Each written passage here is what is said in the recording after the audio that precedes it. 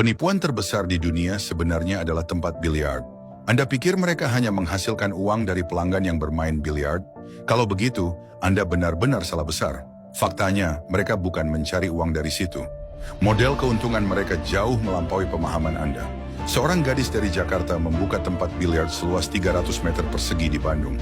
Hanya dengan 2 strategi, dia berhasil mengalahkan 5 kompetitor di sekitarnya.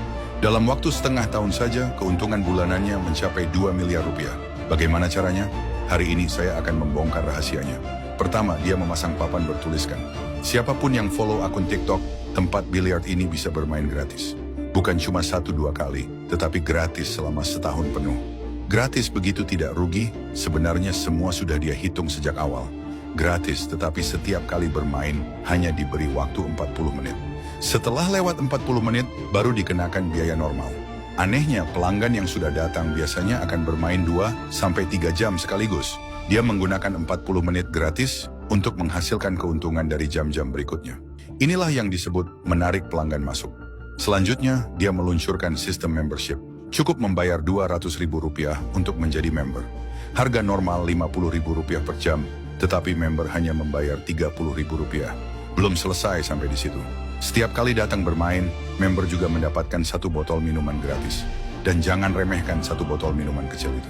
Karena orang yang bermain biliar minimal datang berdua, kadang bahkan lebih ramai. Tidak mungkin hanya 1 orang saja yang minum gratis, sementara yang lain tidak. Pasti akhirnya mereka membeli tambahan minuman lagi. Inilah sebenarnya titik pertumbuhan keuntungan tersembunyi.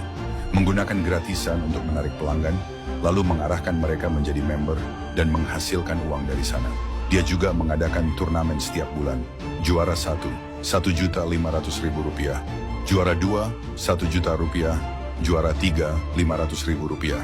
Semua pelanggan merasa dirinya jago bermain, jadi mereka sangat antusias ikut serta.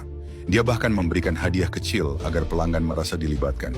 Bisa hiburan, bisa tambah teman, sekaligus punya peluang mendapat hadiah uang. Kalau Anda jadi pelanggan, apakah Anda akan datang? Tentu saja akan datang. Pada akhirnya 90% pelanggan rela membayar membership Rp200.000 itu. Inilah yang disebut membangun brand, memisahkan pasar, dan mempertahankan pelanggan. Dunia ini bukan milik orang kaya atau orang berkuasa, melainkan milik orang yang memahami hati manusia.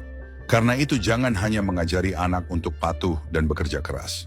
Kalau saya bisa mengulang lagi masa SD bersama anak saya, hal-hal seperti piano, tari atau melukis mungkin tidak akan saya prioritaskan.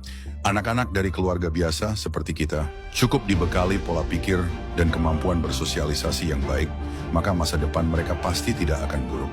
Jika